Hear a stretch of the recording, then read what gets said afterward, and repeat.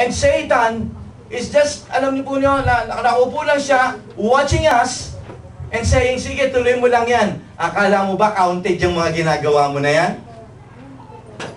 Kaya kinakailangan maging maingat po tayo sa lahat ng ating gagawin. Kaya sabi ng salita ng Diyos, sabi po ng Habakkuk, chapter 2, verse 4, sabi sa bandang uli, but the just shall live by faith. The just shall live by faith. The good news here is this. The good news is, pwede mo ma-please ang Panginoon. Do you want to please the Lord? Okay? Kahit pa bata ikaw, kahit pa ikaw ay may edad na, kahit pa may kapansanan ka, kahit na ano pa man ang kalagayan mo o posisyon mo sa buhay na ito, you can please God. Okay? Pwede mong makuha ang atensyon, pwedeng mapansin ka ng Panginoon, at pwedeng matuwa ang Panginoon sa buhay mo kung kahit na ano man ang kalagayan mo. Kahit hindi ka pastor, kahit ikaw ay pangkaraniwang miyembro lang. Okay? Ang sabi ng salita ng Diyos, if you will do it, if God will see the faith in you, He is pleased of what you're doing. Kahit na pumulot ka lang ng papel dyan at sabihin mo, Lord, ayoko nakikita ko yung church namin na ganito. Kahit pa paano itong 2 perasong papel ng balat ng candy. Okay, kukunin ko ito pagka dumaan ako mamaya sa convenience store, doon ko na lang itatapon. Just as simple as that, mga kapatid. Okay, gusto kong isipin natin ngayon sa lahat ng bagay, let us be aware of this thing.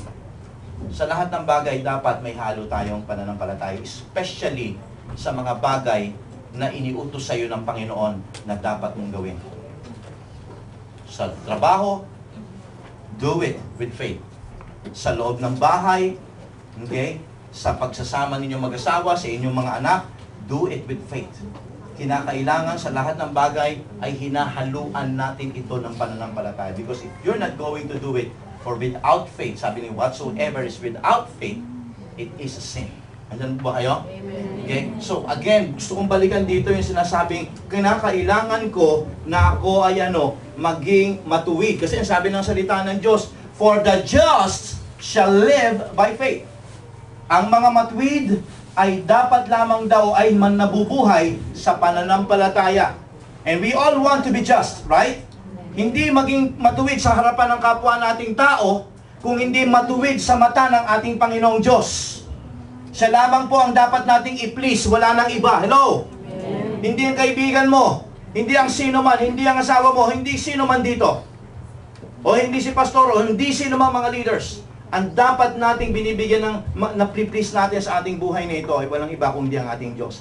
And now, kinakailangan daw magkaroon tayo ng talagang special na bagay na meron tayo, pananampalataya. Because that's the only thing that pleases God. Now, checkin natin ngayon ang ating pananampalataya. Is my faith the one that pleases God? May karakteristik po ang pananampalatayang ito. Now, it doesn't mean na kinakailangan malaki ito. Sabi nga po ng ating Panginoong Hesus, kahit na ang iyong pananampalataya ay kasilaki lang ng butil ng mustasa or mustard seed. If you want to have an idea of what is a mustard, how big the mustard seed or how small the mustard seed is, kumuha ka ng ballpoint pen, ituldok mo sa papel at ganun kalaki. Okay? Ballpoint pen, pag ituldok mo sa papel, ganun kalaki po. Hindi po ako nag-exaggerate, ganun po talaga kalaki ang mustard seed. Ang sabi po ng salita ng Diyos, hindi naman kinakailangan ng palakihan ng pananampalataya. Ang importante, genuine ba ang pananampalataya? Okay? Sapagkat meron na tawag na counterfeit na faith. Akala natin totoong faith, but not. Okay? Akala natin, tama nga yung sinabi natin kapatid, we cannot judge a person by its cover because he is not a book. Sabi nga ni Mel Marquez. Okay? Well, ang importante dito sapagkat nakatingin ang ating puso. Hindi mo pwedeng sabihin ako ay banal dahil naka-ano ako ngayon, nakabarong Tagalog ako ngayon o naka-formal ako. No. Okay? Ang Panginoong Diyos ay nakatingin sa katotohanan at sa kadalisayan ng ating pananampalataya. Now, what are these characteristics that God is being pleased with? sa uri ng pananampalatayang meron tayo.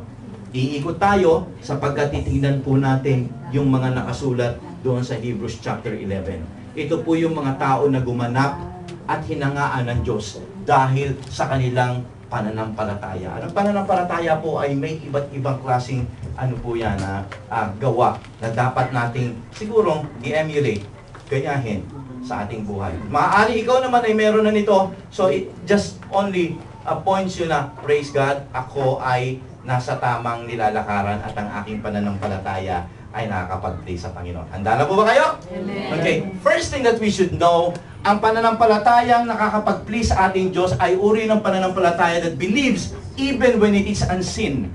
It believes even when it is unseen. Naniniwala siya, umaasa siya, nagtitiwala siya, nananampalataya siya na ito ay ay gagawin ng Diyos. Balikan natin yung binasa natin kanina, Hebrews 11:1.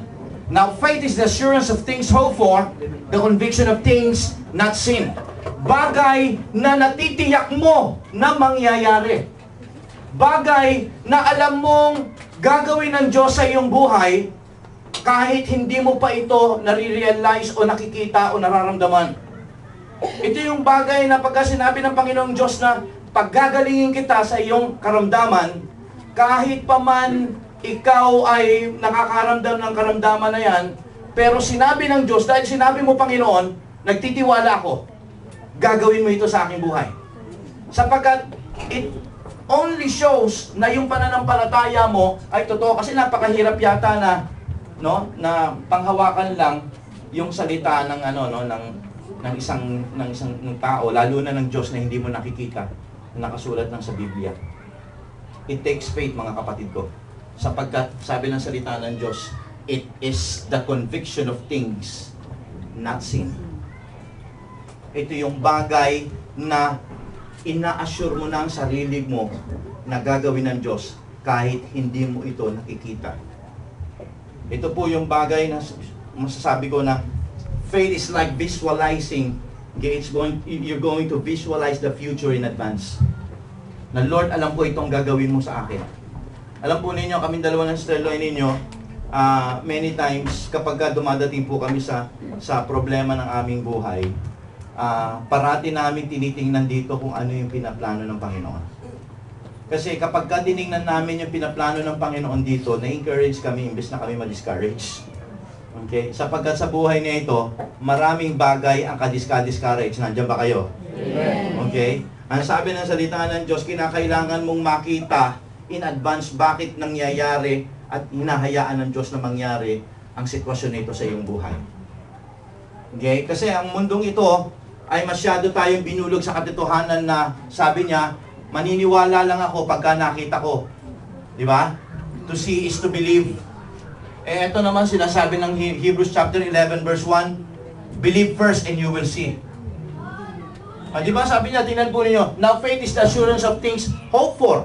Yung inaasahan mo mangyayari. Yung pinangako ng Diyos na gagawin niya sa'yo. Okay? Ang sabi niya gano'n, the conviction of things not seen. Okay? Hindi nakikita, pero alam mong gagawin ng Panginoon sa iyong buhay. Yun po ang faith eh.